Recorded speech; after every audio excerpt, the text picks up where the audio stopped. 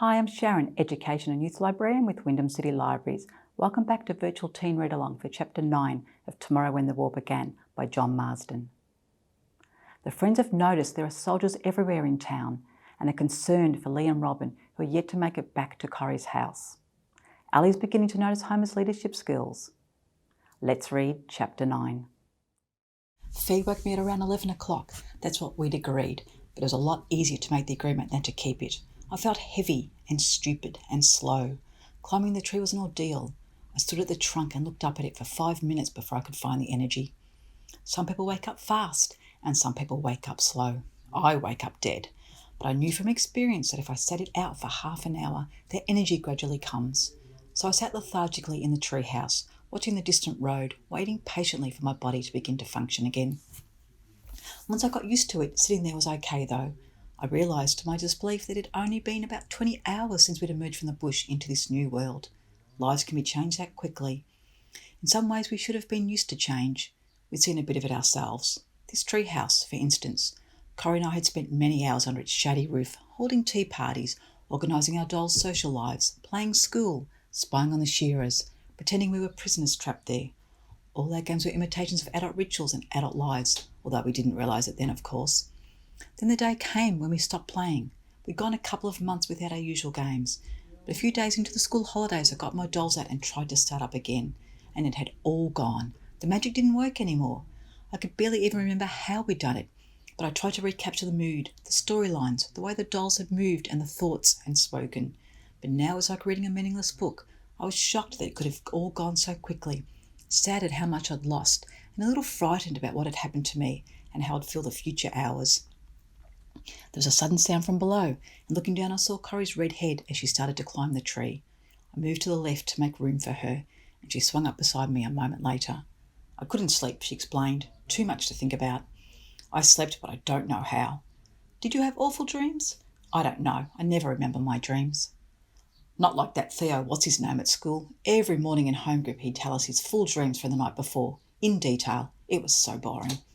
He's just boring, full stop.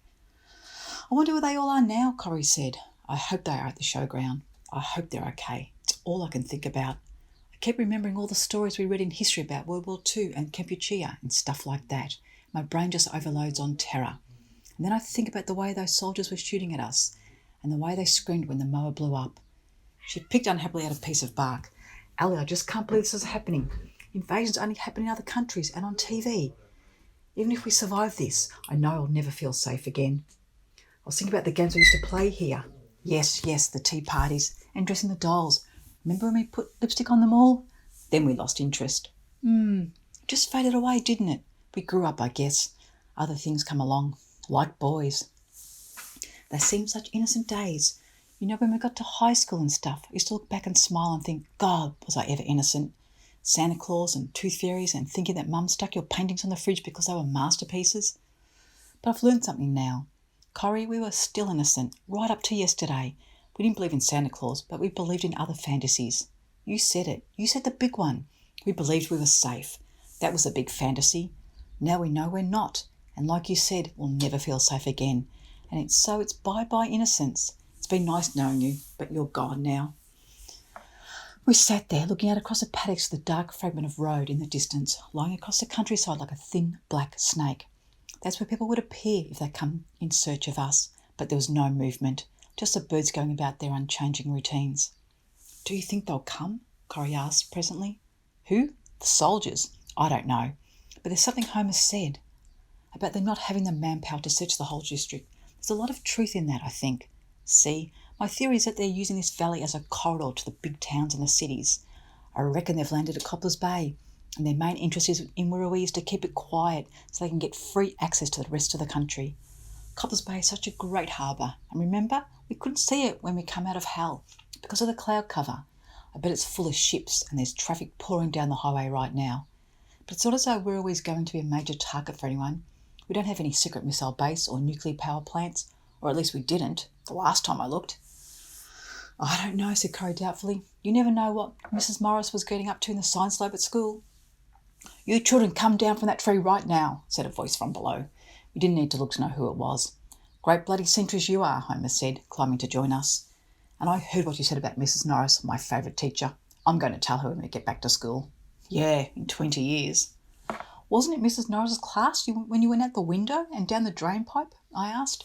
It could have been, Homer admitted. What? Said Corrie, laughing. Well, it got a bit boring, Homer explained, even more boring than usual, so I thought I'd leave. The window was closer than the door, so when she turned to write on the whiteboard, I went over the windowsill and down the drain pipe. And then Miss Maxwell come along, I chipped in, and said, What are you doing? Quite a fair question, really, I said. So I told her I was inspecting the plumbing, Homer finished, hanging his head as if he remembered the storm that followed. We were laughing so much we had trouble keeping our grip on the branches. I've heard of people being out of their trees, Corrie said, and you nearly are. A familiar sound interrupted us. We stopped talking and craned our necks, searching the sky. There it is, said Corrie, pointing. A jet screamed across the hills, so low that we could see the markings. One of ours, Homer yelled excitedly. We're still in business. The jet lifted a little to clear the range and turned to the left, belting away into the distance towards Stratton. Look, Corrie called. 3 more jets, dark and ominous, were in hot pursuit. They were flying a little higher, but following the same course. The noise was piercing, splitting the peaceful sky and land like a long Velcro tear. Homer sank back to his position in the bole of the tree. 3 against 1, he said. I hope he makes it. He or she, I muttered absent-mindedly. The long day wore on. When everyone was awake, we ate a late lunch and talked endlessly of Lee and Robin, of where they might be, of what could have happened. After a while, we realised we were going round and round in tired circles. Homer had been silent for 10 minutes or so, and as our voices trailed off, we found ourselves looking at him. Maybe that was always happens when someone's been quiet for a while. Maybe it happened because we were starting to recognise Homer's leadership. He didn't seem to notice, just began talking naturally, as though he had it all worked out. How about this, he said. You know how I feel about everyone sticking together? It might be nice for our feelings, but it's ultimately stupid. We've got to toughen up, and fast. Just because we like talking together, that's not important anymore. You know what I'm saying? So what I suggest is 2 of us go into Wirrawee to look for Lee and Robin. If no one's turned up by midnight, say, they make their way to Lee's place and see if they're holed up there. Injured, maybe. Thought you didn't believe in friendship anymore, Kevin said. Seems a hell of a risk to go to Lee's if we're so worried about saving ourselves. Homer looked at him coldly, and even Corrie rolled her eyes. I'm not doing it just for friendship, Homer said. It's a calculated risk. 7 people are better than 5, so we take a risk to try and build up our numbers to 7 again. And we could end up with 3. We could end up with none. Everything's a risk from now on, Kev. We're not going to be safe anymore any time until this thing is over. All we can do is to keep calculating the odds. If it goes on long enough, we'll be caught. But if we do nothing, we'll get caught even sooner.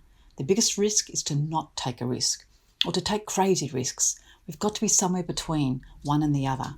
Obviously, whoever goes looking for Lee and Robin has to be incredibly careful, but I'm sure they can work that out for themselves. So what do the other 3 do? Kevin asked. Sit back here and eat and sleep? Shame there's nothing on TV. No, said Homer. He leaned forward. Here's what I suggest. They load Corrie's Toyota with everything useful they can find.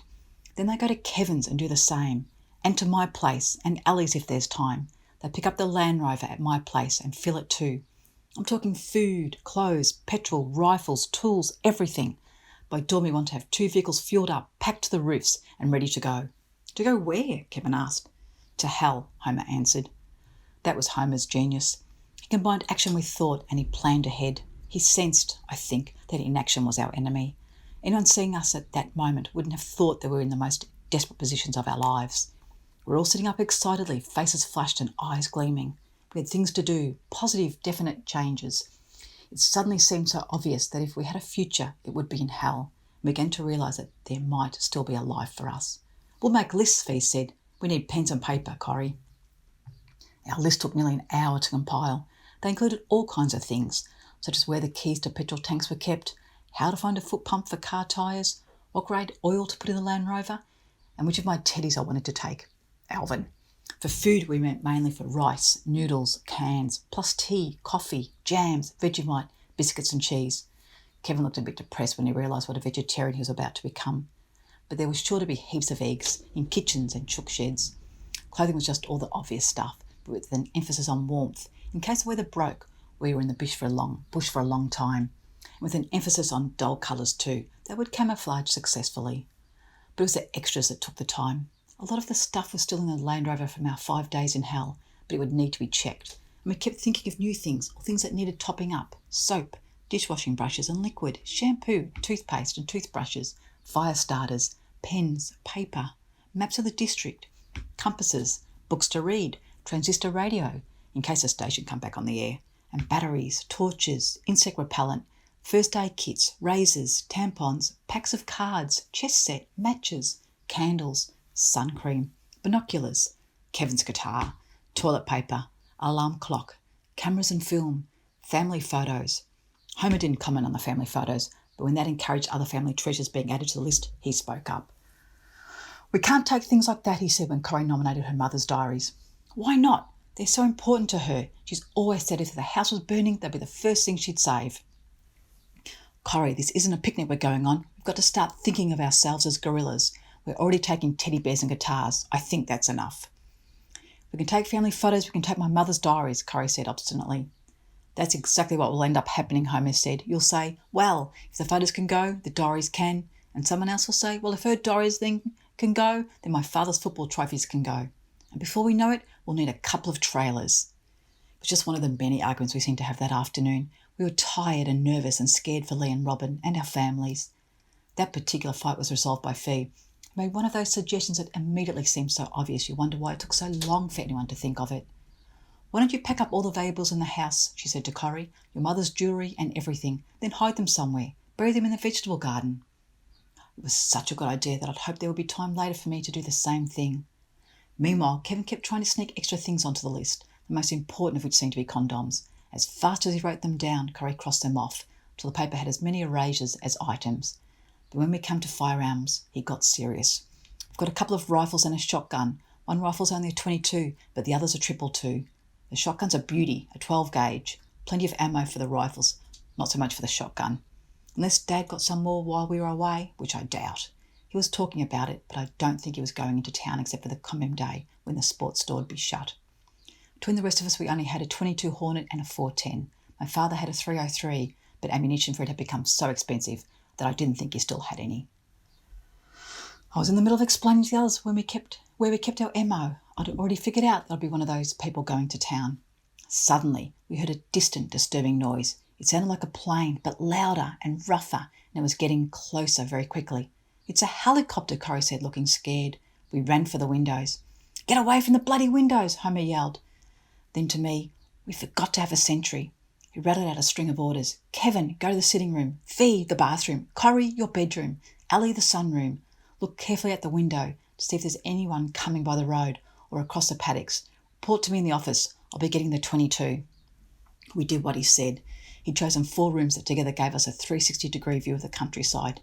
I scuttled across the floor of the sunroom like a big, startled cockroach, then stood behind the curtains, wrapped myself in them, and peeped out. I couldn't see the helicopter, but I could hear it, loud and coarse and threatening. I scrutinised the countryside carefully, could see nothing. Then something did move into my view. It was a little corgi, Flip, waddling across the courtyard. I felt sick. They would have to see her from the air. What would they make of that? A healthy dog wandering happily around a house that was meant to have been deserted for a week? Should I call her, I wondered, in case I haven't seen her yet? But if she responded too enthusiastically to my call, it might make them even more suspicious. I made a decision to do nothing, and at that moment the helicopter itself came swooping around to my side of the house. It was a great, big, ugly, dark thing, like a powerful wasp, buzzing and staring and hungry to kill. I shrank back into the curtains, afraid to look into the faces of the people in the machine. I felt that they could see through the walls of the house. I squatted, then retreated along the wall of the room, around the next wall, fled through the door and down to the office where the others were waiting. "Well," Homer said. "No soldiers," I said, "but Flip's out there wandering around. They must have seen her from the helicopter." "That might be enough to make them suspicious," Homer said. "They'd be trained to notice anything out of the ordinary." He swore. "We've got a lot to learn, assuming we even come out of this. How many soldiers in the chopper?" He got various answers. "Hard to say. Maybe 3. I didn't see. 3 or 4. Maybe more sitting up the back." "If they do land, they'll probably spread out," Homer was thinking aloud. "A 22 won't be much use. The Toyota's still up at the shearing shed. I can't believe we've been so stupid, but no use trying for that. Go back to the same rooms and see what they're doing, and try to count the number of soldiers, but don't give them the slightest chance to see you." I ran back to the sunroom, but the helicopter was not in sight. Its ugly, angry sound seemed to fill my head, though, to fill the house. It was in every room. I hurried back to the office. It's on the west side, Kevin said, just hovering there, not landing.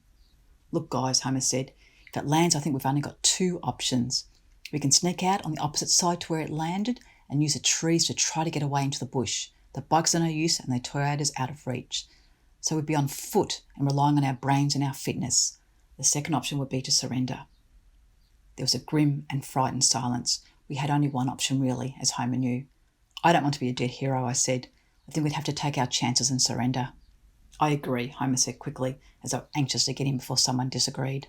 There was only likely to be Kevin to disagree. The 4 of us looked at him. He hesitated, then swallowed and nodded. All right. Let's go back to the sitting room, Homer said. We'll see if it's still there. We ran down the corridor. Then Kevin eased himself into the room and sidled to the window. Still there, he reported. Not doing anything, just watching. No, wait. It's on the move. Coming down a little. Fee gave a cry. I glanced at her. She'd been very quiet all afternoon. She looked like she was about to pass out.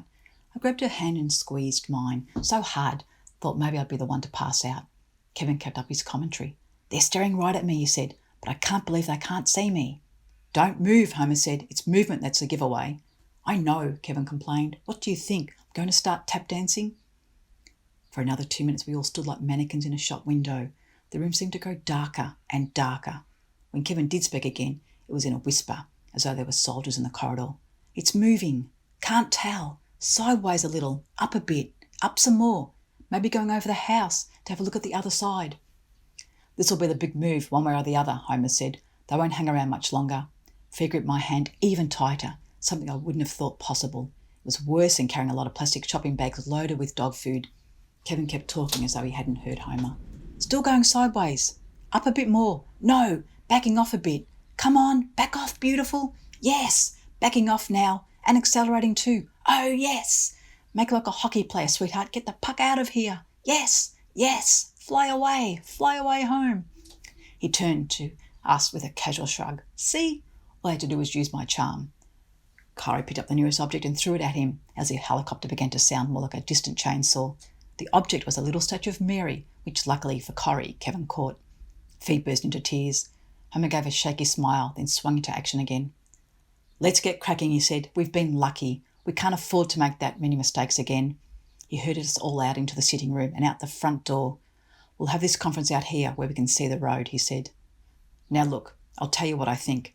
If there's any major holes in it, tell me. Otherwise, let's just do it, okay? We haven't got time for long debates. All right, starting with the dogs. Flip and the other one at my place. What's its name? Millie, I offered. Yes, said Homer, Millie. Guys, we have to abandon them. Leave out all the dry dog food you want for them, but that's all you can do. Second, the milkers. I've had a look at yours, Corrie. She's only got mastitis. It's gone gangrenous as well. We're going to have to shoot her. It'd be too cruel to leave her here to suffer. I glanced at Corrie. She was absorbing this dry-eyed. Homer continued. Third, the Toyota. We can't take it now. They will have seen it from the air. So if it goes missing, they might notice that. The 3 people packing the vehicles will have to take everything they can on bikes and ride to Kev's and pick up another 4-wheel drive there to go with the Landy. He glanced at Kevin to check if that were possible. Kevin nodded. The Ford's still there. Good. One thing I was hoping we could get from here is lots of vegetables from Corrie's mum's garden, but I don't think there'll be time unless it's done in darkness. For now, I think we should go bush until tonight. Take the bikes and anything else that's absolutely vital and get going, in case they send troops out from town. I'm sure they won't come out after dark, but till then, there's a risk. Finally, about tonight. He was talking very fast, but we weren't missing a word. I think Ali and I should go into town. We need a driver to stay here, and Kevin and Ali are our best drivers. And it wouldn't be fair to have an all-girls group and an all-guys group. Then, if you 3 aim to get to Ali's by dawn, we'll meet you there. If we're not there tomorrow, give us till midnight tomorrow night, then leave for hell. Leave one car hidden at Ali's and hide the other one at the top somewhere near Taylor's Stitch and go down to the campsite. We'll find our own way there when we can. As he talked, Homer had been nervously scanning the road. Now he stood. I'm really spooked about that helicopter. Let's get out right now and save the looting till tonight. I'll meet you at the shearing shed. We'll have to take all the bikes. We need them. He picked up the rifle and glanced at Corrie, raising his thick brown eyebrows. She hesitated, then murmured, You do it. She came with us as Homer went off alone to the trees at the end of the house paddock where the cow was standing restlessly. The shot came a few minutes later as we jogged up to the shearer's quarters. Corrie wiped her eyes with her left hand. The other one was holding Kevin's hand. I patted her back, feeling inadequate. I knew how she felt. You do get attached to your milkers. I'd seen Dad shoot working dogs that were too old, kangaroos that were trapped in fences and too weak to get up, sheep that were a glut on the market. I knew Millie's days were numbered, but we'd never shot a milker. I hope Mum and Dad don't mind us doing these things, Corrie sniffed. They'd have minded if you'd broken that statue, I said, trying to cheer her up. Lucky I play first base, Kevin said. We got to the shearer's quarters where Homer joined us a couple of minutes later. He was just in time. It was maybe 90 seconds after that when a black jet, fast and lethal, came in low from the west. It sounded like every dentist drill I'd ever heard, magnified 1,000 times. We watched from the little windows of a shearer's bedroom, too fascinated and afraid to move. There was something sinister about it, something diabolical. It flew with a sense of purpose, deliberate and cold-blooded. As it crossed the road, it seemed to pause a little, give a slight shudder. From under each wing flew 2 little darts, 2 horrible black things that grew as they approached us. They were coming terribly fast. Corrie gave a cry that I'll never forget, like a wounded bird. One rocket hit the house, and one was all it took. The house came apart in slow motion. It seemed to hang there in the air as though it were the kit of a house, a Lego set, about to be assembled. Then a huge orange flower began to bloom within the house. It grew very quickly, until there was no more room for it, and it had to push the pieces of the house out of the way to give it room to flower. And suddenly everything exploded. Bricks, wood, galvanised iron, glass, furniture, the sharp orange petals of the flower all erupting in every direction till the house was spread all over the paddock, hanging from trees, clinging to fences, lying on the ground. Where the house had stood was now black, no flames, just smoke rising slowly from the foundations. The noise of it rolled across the paddocks like thunder, echoing away into the hills. Bits of debris rattled on the shearer's roof like hail. I couldn't believe how long they kept falling, and after that, after the rattling of the heavy fragments was starting to fade, how long the soft snowflakes took to float down. The pieces of paper, the bits of material, the fragments of fibro, gently and peacefully scattering across the countryside.